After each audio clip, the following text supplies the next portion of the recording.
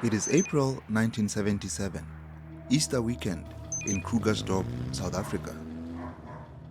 Beneath the streets of this quiet mining town, a narrow tunnel stretches forward, reinforced with timber and its walls damp with compacted earth. A single work light hums softly, casting long shadows of men crouched inside the confined space. At the end of the tunnel, a steel wall fills the frame, thick, industrial, and unyielding. It is a vault wall designed to resist force and to protect everything above it. A cutting torch ignites. Hot sparks spill across the tunnel floor as metal begins to soften and give way. The sound is controlled, deliberate, almost surgical. Every second is measured, and every movement as if rehearsed. Above them, the bank is closed. The streets are empty, and the town is asleep. Inside the vault, the wall finally yields. The men move forward, calm and methodical, stepping into a space very few were ever meant to enter. Rows of safe deposit boxes line the walls.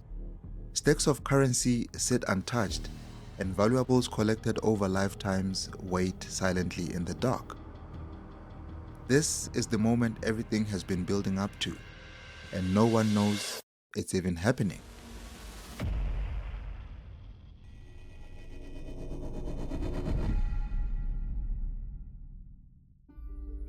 Krugersdorp in the 1970s was not a place associated with audacity or intrigue. It was a mining town shaped by routine, by the steady rhythm of work shifts and paydays, and by a sense of order that came from predictability rather than excitement. Gold had built the town, but stability sustained it. Institutions like the Standard Bank represented permanence. The building itself was solid, conservative, and reassuring, designed to project security rather than spectacle. For decades, local businesses, families, and professionals entrusted it with cash, jewelry, documents, and personal valuables, items whose worth extended beyond money. The security reflected the threats of that era: heavy vault doors, reinforced concrete, and systems calibrated to detect forced entry, vibration, and sudden impact. The bank was prepared for robbers who rushed in with weapons or criminals who tried to blast their way through the steel. What it was not prepared for was patience, and what it did not consider was the ground beneath its foundation. Months before the robbery, an unremarkable event took place down the street from the bank. A vacant shop was leased to a man who identified himself as Mr. Nightingale. He claimed he intended to open a photography studio. It was a plausible explanation. The paperwork was complete, the rent was paid on time, and no one had reason to doubt him. Soon after taking possession, the shop's windows were covered with paper. From the outside, it appeared inactive, but not suspicious. Simply another business preparing to open at its own pace. In a town accustomed to empty storefronts and slow transitions, no one paid it much attention. Inside, however, the space was being quietly transformed. Towards the back of the shop, a section of the floor was lifted. Beneath it, a narrow opening marked the beginning of an operation that would take months to complete and years to comprehend. This was not the beginning of a robbery. It was the beginning of a construction project. The tunnel did not emerge suddenly. It advanced slowly, deliberately, and with remarkable discipline.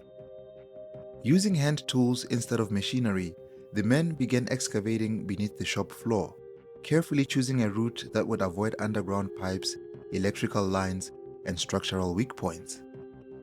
The soil was manageable, but the risks were constant.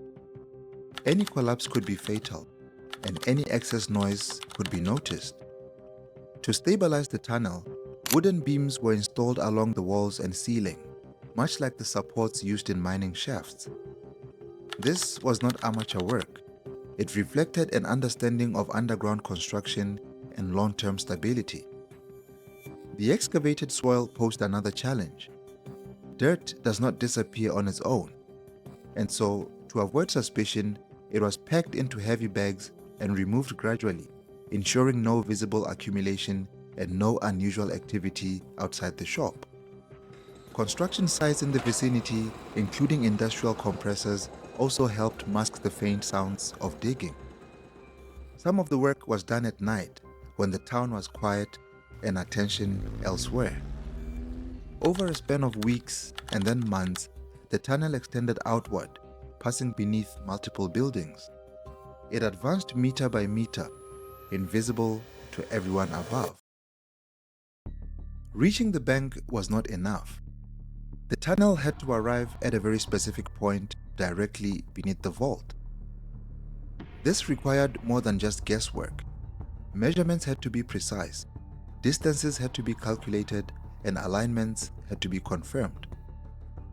Whether through careful observation, architectural knowledge, or insider information, the men positioned themselves exactly where they needed to be. When the tunnel finally reached its endpoint, they stopped. What now stood between them and success was the strongest barrier in the entire operation: the vault wall. It was thick, reinforced, and designed to withstand force. Explosives would have been fast, but also loud, unpredictable, and dangerous. Instead, the decision was made to cut through the steel slowly using oxyacetylene torches, a method that required patience, control, and time. The timing of the crime was also deliberate. Easter weekend, with the banks closed, staff absent, and the town distracted. Cutting through the vault wall took hours. Steel softened, and sections were removed carefully. The work was slow but controlled, and when the opening was finally complete, the men stepped into the vault without haste or celebration. Evidence from the crime scene would later suggest that they were not rushed. Food remnants indicated they spent extended periods inside, working calmly through the vault's contents. Cash was collected, foreign currency gathered, and safe deposit boxes were opened. Jewelry, documents, and personal valuables belonging to ordinary people were removed and bagged with care. The exact amount stolen was never publicly confirmed, but estimates suggested a haul worth 19 million rands in today's money. When they were finished, there was no dramatic escape. They left the same way they had entered, down the tunnel, back through the shop, and into anonymity. The robbery remained unnoticed until after the holiday. When bank employees returned, they were met with an impossible scene. The vault had been breached, not from the front, not from the sides, but from below. Investigators traced the tunnel backward, documenting its length, structure, and reinforcement until it emerged beneath the vacant shop down the street. The scale of the operation was immediately apparent. This had not been an impulsive crime. It had been planned for months. Police searched for evidence, and witnesses were questioned. Some of them recalled seeing men in blue overalls near the area during the weekend, but nothing concrete ever emerged. Mr. Nightingale could not be found.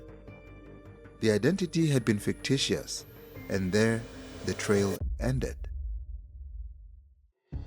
Despite its sophistication, the investigation produced no arrests. There were no usable fingerprints, no confirmed suspects, and no recovered money. Theories began to circulate. Maybe it was former mine workers, or perhaps professional criminals. The idea of an inside job was also considered. But theories do not prove anything in the absence of evidence. As time passed, attention shifted to other cases. The tunnel was sealed, and the file was archived. The robbery faded from the headlines, even as it cemented itself as one of the most remarkable crimes in South African history. The men who carried it out remained unknown, not just nameless, but also faceless. The Standard Bank tunnel heist did not rely on violence or intimidation. It relied on patience. It exploited routine, assumptions, and what no one thought to watch. Security systems prepared for force, but they did not prepare for silence and patience. Nearly 5 decades later, the robbery remains unsolved. No confessions, no recovered valuables, and no definitive answers. Only a sealed tunnel beneath a quiet town, and a reminder that sometimes the most effective crimes are not the loudest ones. They are the ones no one sees until they are already over.